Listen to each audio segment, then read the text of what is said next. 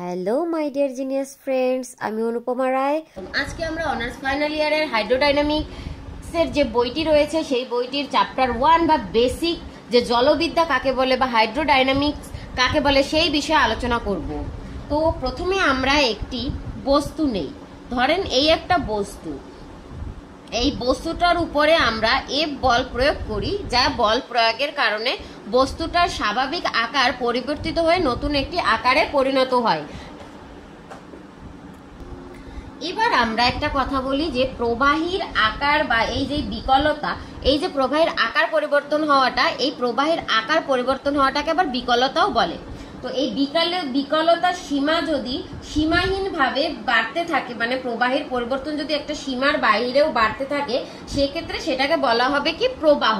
তো F equal to আমরা flow বলতে পারি, যেটা হচ্ছে গিয়ে প্রবাহ। আবার এফ ইকুয়াল টু আমরা ফ্লুইডও বলতে পারি, যেটা হচ্ছে গিয়ে প্রবাহী। ওকে, এই প্রবাহটা কি হচ্ছে, যে কোনো তরল পদার্থ যেমন জল, পানি, শিরা, এগুলো হচ্ছে গিয়ে তরল পদার্থ জাতীয় প্রবাহ। তো আর যেটা প্রবাহিত হয় সেই প্রবাহিতটা হচ্ছে কি গ্যাসীয় প্রবাহ হতে পারে, গ্যাসীয় মাধ্যমে প্রবাহিত হয়। ঠিক আছে, তো বিজ্ঞানের যে শাখায় প্রবাহী বস্তুকণার প্রবাহ বা কিভাবে থাকবে বস্তুকণাটি, সেই আকৃতি বা গতি কেমন হবে, এই যে বিষয়ে আলোচনা করা হয় সেইটাকেই বলা হয় কি জলগতিবিদ্যা বা হাইড্রোডাইনামিক্স, যেটা হচ্ছে গিয়ে এই হচ্ছে গিয়ে সেটার সংজ্ঞাটা চাইলে একবার বুঝতে নিতেও আপনারা পারেন। তো এখানে আরেকটা আলোচনার বিষয় কি হচ্ছে বেগ, চাপ এবং ঘনত্ব। বেগ, চাপ, ঘনত্ব সাধারণত সময়ের সাপেক্ষে যদি পরিবর্তিত না হয় তাহলে তাকে বলা হবে অবিচল প্রবাহ। মানে এই বেগ, চাপ এবং ঘনত্ব যদি একটি নির্দিষ্ট সময়ের মাধ্যমে পরিবর্তিত না হয়, একদম স্থির থাকে, সেটা হবে গিয়ে অবিচল প্রবাহ। আর যদি এই বেগ, চাপ আর ঘনত্ব সময়ের সাথে সাথে পরিবর্তিত হয়, মানে সময়ের সাথে সাথে পরিবর্তিত হওয়াটাকে আমি এভাবে বুঝাই যে ধরেন এই পি ইকুয়াল টু বেগ, চাপ বা ঘনত্ব আমরা বিবেচনা করলাম, আর এটা সময়ের সাপেক্ষে পরিবর্তিত হচ্ছে। তো ডেল বাই ডেল টি, আর এখানে সময়ের এককে 2 ms ইনভার্স 1 আমরা বিবেচনা করি, এইটা হবে গিয়ে পার্শিয়াল ডিফারেন্সিয়েশন। ডেল্টা থাকলে হয় কি পার্শিয়াল ডিফারেন্সিয়েশন। পার্শিয়াল ডিফারেন্সিয়েশন আর ডিরেক্ট ডিফারেন্সিয়েশন কি, এটা নিয়ে আমরা পূর্ববর্তী ভিডিওতে আলোচনা করেছি, লেকচার 10-এ আপনারা দেখে নেবেন। তো এখানে যখন টি এর মাধ্যমে হচ্ছে পার্শিয়াল ডিফারেন্সিয়েশন, এখানে টি এর কোনো পদ নাই, সেক্ষেত্রে এটা কি হয়ে যাবে জিরো। তাহলে আমরা এখানে বলতে পারি আরো একটা বিষয় যে ধ্রুবক, এই পিটা হচ্ছে কিন্তু ধ্রুবক বা কনস্ট্যান্ট। ধ্রুবক কখনো, মানে ধ্রুবকের ডিফারেন্সিয়েশন সবসময় কি হয় জিরো। ঠিক আছে, মানে ডি ডিটি অফ যদি ধ্রুবক হয় কোনো, সেই ক্ষেত্রে তার ডিফারেন্সিয়েশন কি হয় জিরো। আবার একটি বিষয় আমাদেরকে এখানে খেয়াল রাখতে হয়, যদি গতি এবং এর গুণাবলী সময়ের উপর নির্ভরশীল হয়, এই গতি এবং এর এই যে বিষয়গুলি বা গুণাবলী বেগ, চাপ, ঘনত্ব, এই গুণাবলীগুলো যদি সময়ের সাথে নির্ভরশীল হয় বা সময়ের সাথে পরিবর্তিত হয়, সেক্ষেত্রে সেটাকে আমরা বলবো অবিচল প্রবাহ। এইটা হচ্ছে অবিচল প্রবাহ সময়ের সাথে পরিবর্তিত না হলে। সময়ের সাথে পরিবর্তন না হলে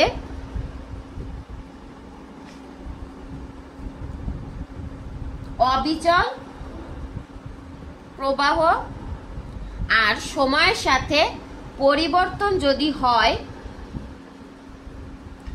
সেক্ষেত্রে হবে গিয়ে অবিচল প্রবাহ। ওকে, এইটুক মনে করি কারো কোনো প্রবলেম নেই। এরপরে আমরা একটা বিষয় নিয়ে আলোচনা করব, সেটা হচ্ছে কি যদি কোনো একটি, এখানে আমরা একটা বস্তু নেই, এই একটা বস্তু নিলাম, এই বস্তুটা একটা, এই যে নিরেট একটা বস্তু নেই, আয়তকার একটা বস্তু নিলাম, এই যে যদি কোনো প্রবাহের মধ্য থেকে প্রবাহী কণার বেগ কোনো নল, এই যে একটি নল বা চ্যানেলের প্রতিটি প্রচ্ছদের মধ্যে সমান থাকে, তাহলে তাকে সুষম প্রবাহ বলে। মানে এই নলটার ভিতর থেকে প্রবাহিত কণাগুলোর প্রবাহ যদি সর্বদাই সমানভাবে প্রবাহিত হয়, প্রত্যেক স্থানে সমবেগে সমদ্রুতিতে প্রবাহিত হয়, সেক্ষেত্রে আমরা এটাকে কি বলবো? সুষম প্রবাহ। এটা হবে কি? সুষম প্রবাহ। এরপরে আমরা আলোচনা করব এই অধ্যায়ের সবথেকে গুরুত্বপূর্ণ বিষয়, সেটা হচ্ছে কি? স্রোতরেখা বা প্রবাহ রেখা। স্রোতরেখা আর প্রবাহ রেখা হচ্ছে সেম জিনিস। স্রোতরেখা বা প্রবাহ রেখা হচ্ছে একই জিনিস। স্রোতরেখা এবং প্রবাহ রেখাটা কি? ধরো এইটা আমি আলাদাভাবে এখান থেকে দেখাই। স্রোতরেখা এবং প্রবাহ রেখার জন্য আমরা একটি প্রবাহী রেখার দিক, এই তীর চিহ্নটা দ্বারা প্রবাহী রেখার দিক নির্দেশ করছে।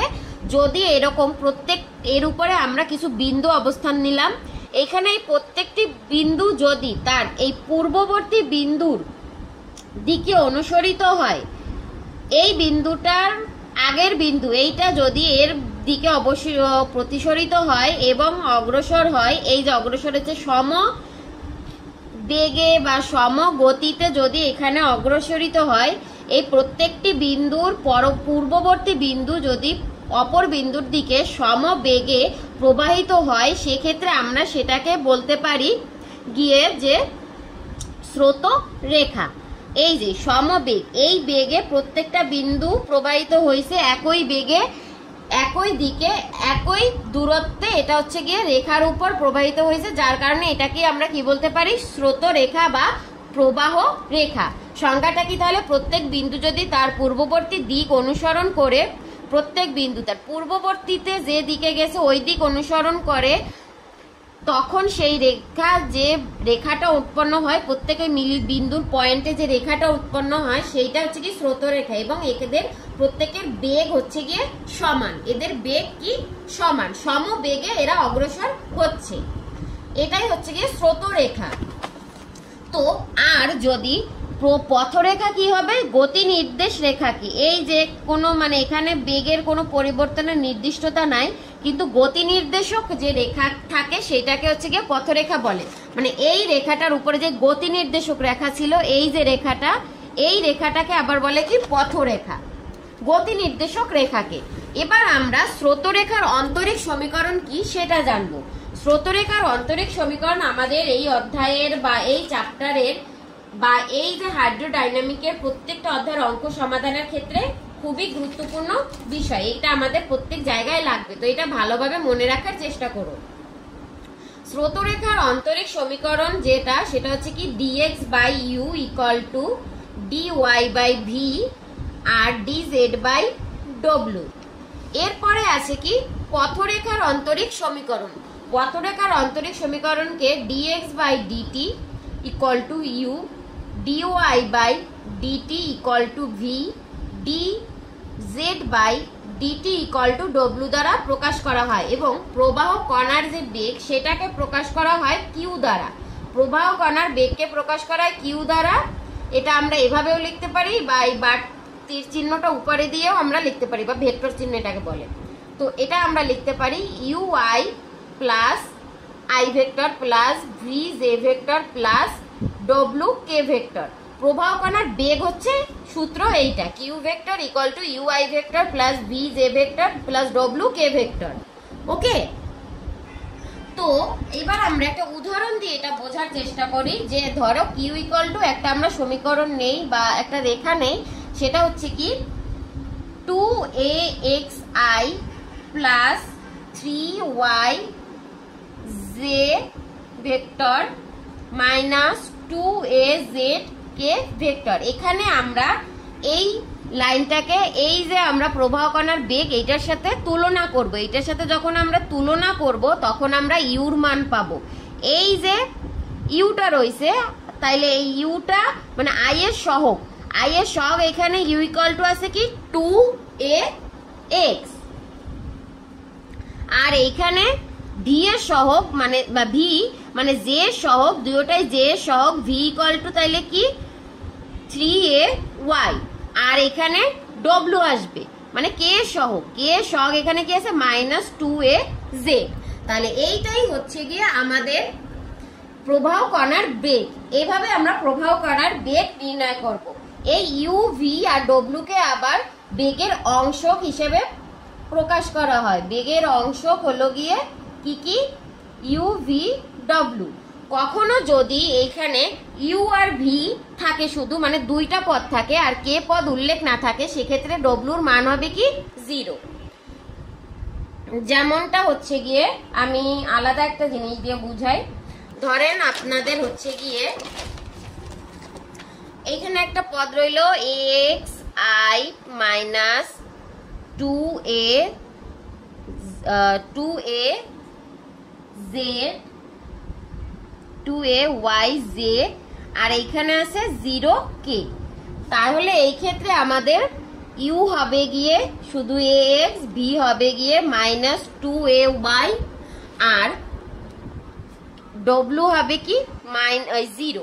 ওকে, তো এইখানে আবার আমরা যদি dx বা একটু আগে যেটা ছিল পথরেখা নির্ণয় করতে যাই, সেক্ষেত্রে আমাদের কি হবে, এটা আমরা এই পাশ থেকে বুঝি একটু। যখন এই সমীকরণের মাধ্যমে আমরা পথরেখা নির্ণয় করতে যাব, এই সমীকরণটার জন্য পথরেখা নির্ণয় করব, যে এইখানের যে সমীকরণটা আছে এই সমীকরণটার জন্য আমরা পথরেখা নির্ণয় করব। সেক্ষেত্রে আমরা dx বাই dt ইউর মানটা, এই যে মানটা বের হইছে প্রবাহ রেখার বেগ দ্বারা, এই মানটা আমরা এইখানে বসিয়ে দেব ইউর জায়গায় dx বাই dt আর ইউ এর জায়গায় 2ax। আবার এই v এর মান যেটা বের হবে এটা এখানে বসাই দেব, z এর মান যেটা বের হবে এখানে এটা বসাই দেব, dz dt = 0। আর আবার যখন স্রোতরেখার অন্তরক সমীকরণ আসবে সেক্ষেত্রে ওইখানে dx থাকবে, ইউর মান বসাবো, v এর মান বসাবো, w এর মান বসাবো। ঠিক আছে, এই হচ্ছে আমাদের মূলটা। তাহলে একটা আমরা एग्जांपल দেখি। এইখানে যদি আমরা পথরেখার সমীকরণ ধরি, অন্তরক সমীকরণ, পথরেখার না স্রোতরেখার দিয়ে বিবেচনা করি, স্রোতরেখার দিয়ে আমরা বিবেচনা করি। স্রোতরেখার অন্তরক সমীকরণ, এখানে dx বাই এইখানে আমাদের ax আছে, আবার dy বাই হবে মাইনাস 2ay আর এখানে ইকুয়াল টু dz হবে গিয়ে কি 0। এখন এই dz এর যখন আমরা এই dz বাই 0 কে যখন আমরা ইন্টিগ্রেশন করব তখন আমাদের মানটা কি আসবে, এটা ইকুয়াল টু 0 এইভাবে ধরে নিতে হয়। প্লাস এইটাকে ইন্টিগ্রেশন করলে আমাদের dz ইকুয়াল টু 0 আসে আর এখানে z ইকুয়াল টু c1 একটা ধ্রুবক আসে। তো আমরা আবার অনেক সময় dz বাই 0 কে ইনফিনিটিও বিবেচনা করা হয়, কিন্তু এর ইন্টিগ্রেশন করলে হয় z ইকুয়াল টু c1। ওকে, এইটুকু আশা করি কারো বুঝতে কোনো অসুবিধা নেই। এখন এখানে একটা আমরা লাইন বলতে পারি যে দুইটি সমীকরণ বা একাধিক সমীকরণ যখন থাকে, দুইটা সমীকরণ মানে এই সমীকরণ দুইটার মান একসাথে বের হবে, আবার এইটার সাথে এইটা বের হইলে পর মানে যদি dx বাই ax হয় মানে এইটা equal to ay equal to বের হবে একটা মান, আবার এই dy minus 2ay equal to dz by 0 equal to বের হবে আর একটা মান। এই দুইটাকে একসাথে মার্জ করলে পর আসবে আর একটা সমীকরণ, সেই সমীকরণটা হবে কি পথরেখার সমীকরণ।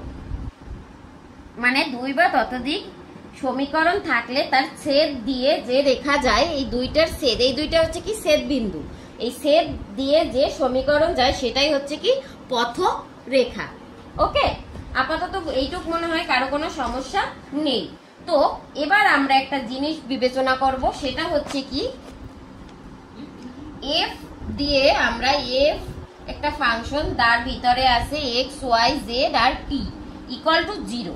এইটার ক্ষেত্রে আমরা একটা সূত্র জানবো, সেটা হচ্ছে কি del f by del t, t এর সাপেক্ষে পুরোটা হবে u equal to del f by del x plus b equal to del f by del y plus w equal to del f by del z equal to হবে কি 0। Clear? তো এই যে এই সমীকরণটা যদি সিদ্ধ হয়, মানে এই সমীকরণটা ইকুয়াল টু যদি 0 হয়, তাহলে সমীকরণটা মানে f ইকুয়াল টু এটা সিদ্ধ হবে। এই সমীকরণটা সিদ্ধ হলে এই অংশটাও সিদ্ধ হবে, সীমানা তল বের হবে। মানে এইটা যদি সিদ্ধ হয় বা এই শর্তটা যদি মানে এই শর্তটা সিদ্ধ হলেই এটি মানে এই রেখাটার সীমানা তল নির্ণয় করা সম্ভব হবে। সীমানা তল নির্ণয় করার জন্য আমাদের কি প্রমাণ করতে হবে? এই যে সূত্রটা, এই সূত্রটা ইকুয়াল টু 0 প্রমাণ করতে হবে। আর এই প্রথম অংশটাও কি হবে? 0। তো এবার আমরা স্রোত ফাংশন আর বেগ বিভব সম্পর্কে জানবো। স্রোত ফাংশনটা কি? স্রোত ফাংশন সম্পর্কে জানবো, আর জানবো কি? বেগ বিভব। প্রথমে আমরা বেগ বিভবটা দেখে নেই, ঠিক আছে? বেগ বিভবের জন্য আমরা জানি টি সময়ে কিউ ভেক্টর ইউভিডব্লিউ এইটাকে প্রকাশ করা হয় বেগ বিভবের, এটাকে পাই দ্বারা। এটাকে কি দ্বারা প্রকাশ করা হয়? পাই দ্বারা। এই পাই আবার কি? Scalar function. কি? Scalar function.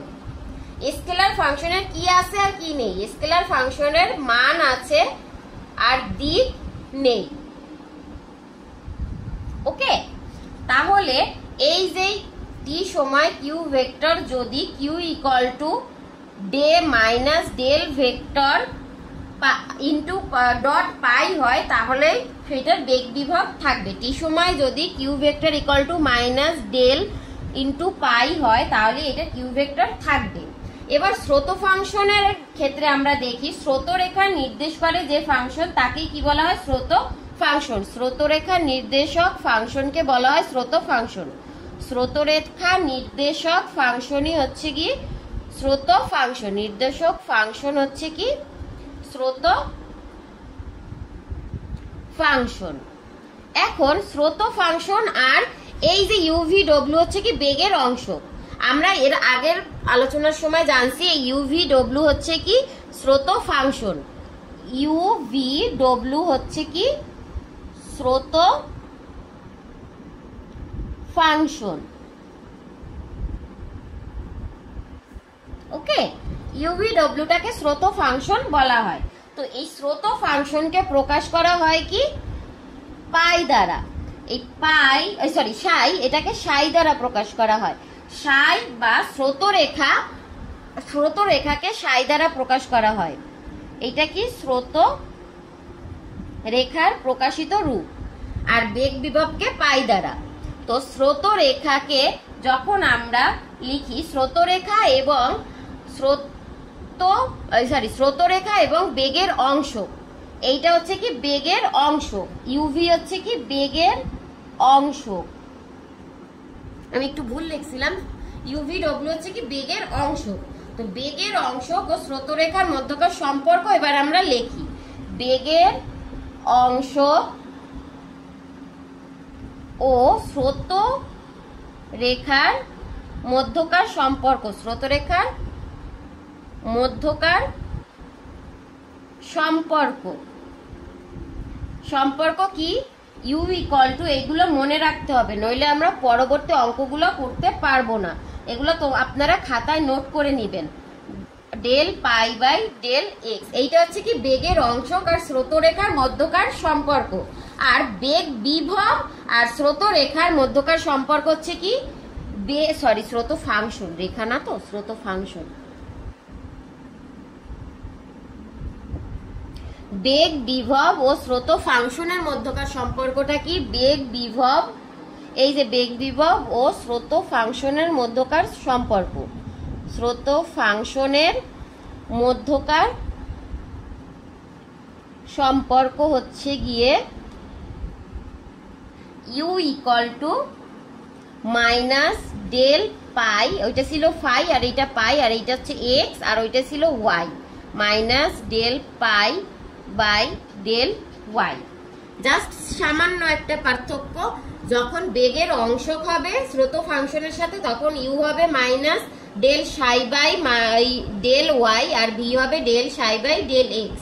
আর যখন বেগ বিভব আর স্রোত ফাংশন হবে তখন হবে দুটোটাই মাইনাস, আর প্রথমটাই এক্স পরেরটাই ওয়াই আর এখানে পাই পাই। এটা জাস্ট মনে রাখার বিষয়, আপনারা যখন খাতায় নোট করবেন তখন এই জিনিসগুলো আরো ক্লিয়ার হয়ে যাবে।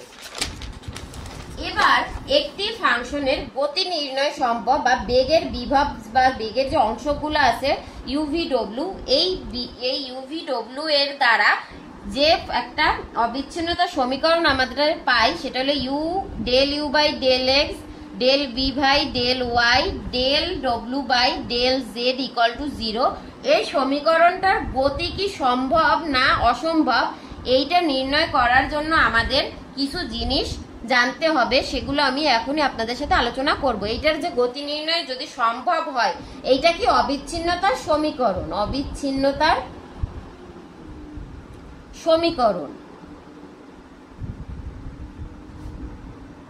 এই অবিচ্ছিন্নতার সমীকরণ ঘূর্ণায়মান সম্ভব যদি হয় সেক্ষেত্রে হবে ঘূর্ণায়মান, আর যদি সম্ভব না হয় সেক্ষেত্রে হবে অঘূর্ণায়মান।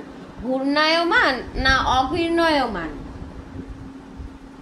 এইটা বের করার জন্য আমাদের কিছু পদ্ধতি বলতে হবে। সেটা হচ্ছে কি, এই যে আমি একটা চিহ্ন লিখলাম জিলাপির মতো, এইটা সাথে যদি এক্স হয় আর এখানে ডেল ওয়াই থাকবে আর ডেল জেড থাকবে। এক্স হইলে তখন ওয়াই আর জেড বিবেচনা করব, আর যখন এইটার সাথে ওয়াই থাকবে তখন আমরা জেড আর হচ্ছে গিয়ে এক্স বিবেচনা করব, মানে যেটা থাকবে তার বাকি দুইটা বিবেচনায় আসবে।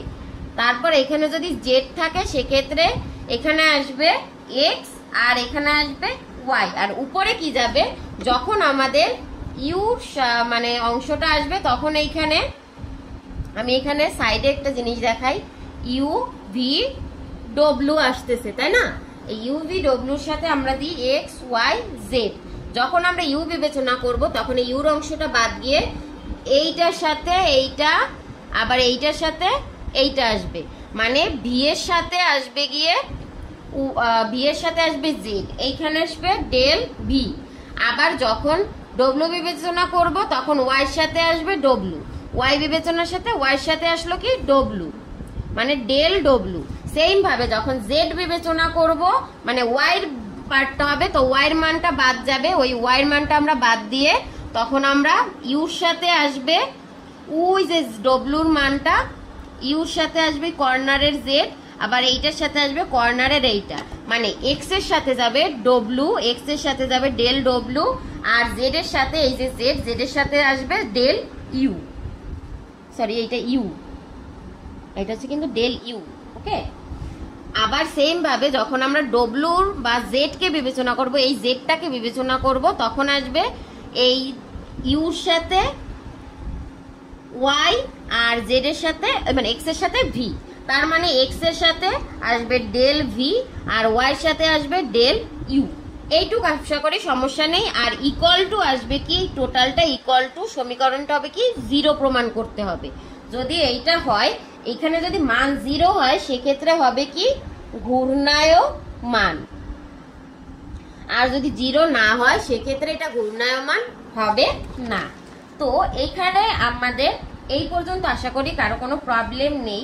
তো আমাদের যদি একটা সমীকরণ থাকে, যে আমি একটা এক্সাম্পল দেই, এখানে ধরেন আমি একটা এক্সাম্পল আপনাদের সাথে আলোচনা করি, সেটা হচ্ছে গিয়ে যদি হয়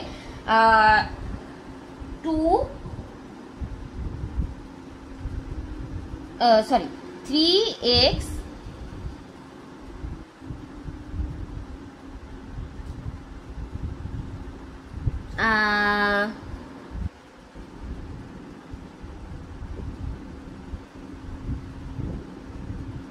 আচ্ছা না এটা না, তাহলে ধরেন এখানে ডি জেড এর সাথে আমরা একটা পদ বিবেচনা করি, ডি ওয়াই এর সাথে একটা পদ বিবেচনা করি, আর ডি জেড এর সাথে একটা পদ বিবেচনা করি। এইখানে যদি ডি ওয়াই এর সাথে থাকে 2z 2x, আমি একটা সূত্র প্রমাণ আপনাদেরকে দেখানোর জন্য এটা করতেছি, সেইটা করার জন্য আমাদের এইটা জানতে হবে।